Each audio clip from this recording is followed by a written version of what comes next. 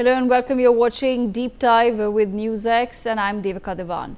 On your screens are the first images from Saudi Arabia, where a bus carrying Indian Umrah pilgrims collided with a diesel tanker near Medina in the early hours of Monday. The crash took place around 1:30 a.m.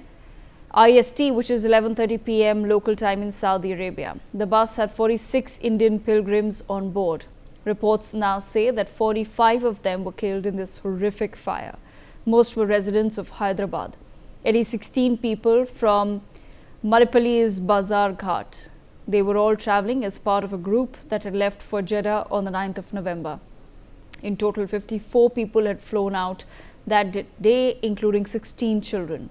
4 of them travelled separately by car to Medina on the 16th of November, while another 4 stayed back in Mecca. The remaining 46 completed their Umrah in Mecca and were travelling to Medina overnight when the accident occurred. Amongst the deceased, as many as 11 women and 10 children may be counted, though authorities are still establishing the exact numbers. The bus was burnt completely, which is making identification extremely difficult. On your screens, viewers, you can see the Saudi Arabia visa accessed by NewsX and some of the Indian pilgrims as well.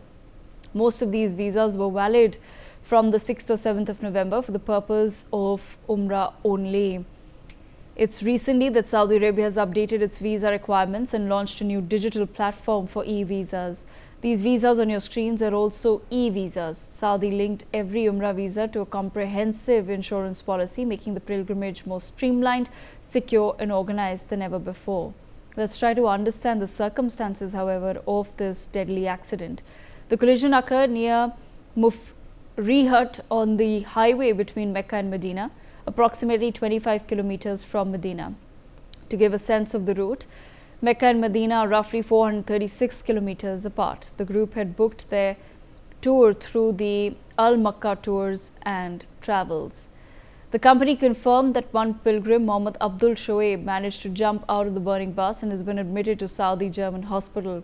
This survivor is 24 years old and belongs to Hyderabad. He was sitting near the driver during the collision.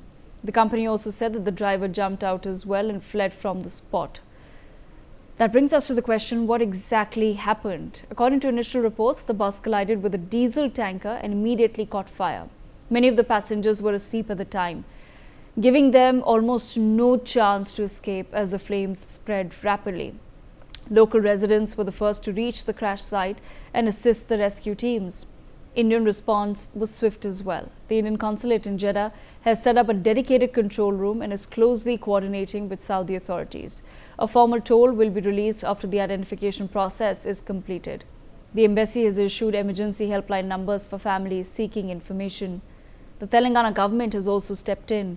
Chief Minister Revanth Reddy has asked the Chief Secretary and the DGP to gather full details of the victims and verify how many people from the state were on the bus.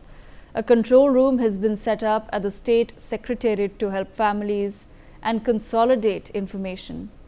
The Telangana Cabinet has announced 5 lakhs ex gratia to the victims' families. It was further decided that the deceased would be laid to rest in Saudi Arabia in accordance with their religious customs, and arrangements would be made to take 2 family members from each bereaved family to Saudi for the last rites. The tragedy has prompted strong reactions from national leaders as well. External Affairs Minister Dr. S. Jaishankar said he was deeply shocked by the accident and assured that Indian missions in Riyadh and Jeddah are extending the fullest support to the affected families. Prime Minister Narendra Modi has also expressed grief, saying Indian officials are closely working with Saudi authorities and ensuring all assistance is provided. From Hyderabad, MP Asaduddin Owaisi has asked the centre to intervene urgently. He said that he has spoken to senior officials in the Indian Embassy in Riyadh who have confirmed that the information is being compiled. Owaisi has passed on passenger details to the Foreign Secretary and the Embassy and urged the government to bring back the bodies and ensure medical care for any injured survivors. Listen in. ये मुझे भी खबर अभी मालूम हुई है कि हैदराबाद के 2 ट्रैवल एजेंसी, एक fly zone tours and travels और अल मक्का हज एंड उमरा के 42 हाजी मक्का से मदीना जा रहे थे बस में, और बस को आग लगने से मालूम हुआ कि सिर्फ एक शख्स की जान बची है, कंफर्म नहीं है, बात कह रहे हैं कि पूरों का इंतकाल हो गया। तो मैंने इंडियन एम्बेसी रियाद में जो DCM है अबू मैथन जॉर्ज साहब से मेरी बात हुई और उन्होंने मुझसे कहा कि कौंसल जनरल जिद्दा भी और वो ख़ुद इस पर मालूमात हासिल कर रहे हैं और जो भी ज़रूरी कार्रवाई करना है वो करेंगे। और साथ ही साथ मैंने इन तमाम उम्रा पैसेंजर्स के दोनों ट्रैवल एजेंसी से वीज़ा डिटेल्स लेकर कौंसल जनरल ऑफ इंडिया जिद्दा को और DCM इंडियन एम्बेसी रियाद को और साथ ही साथ फॉरेन सेक्रेटरी को मैंने ईमेल किया है।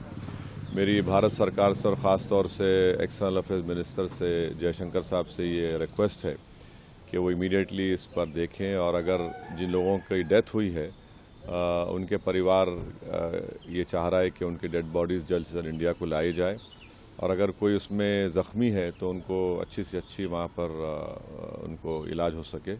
ये मैं रिक्वेस्ट करता हूँ हमारे एक्सटर्नल अफेयर्स मिनिस्टर से और भारत सरकार से।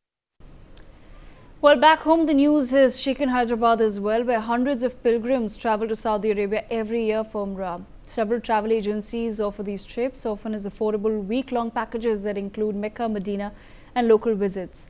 Nearly 1.8 million Indians went for Umrah in 2023, which was the third highest from any country.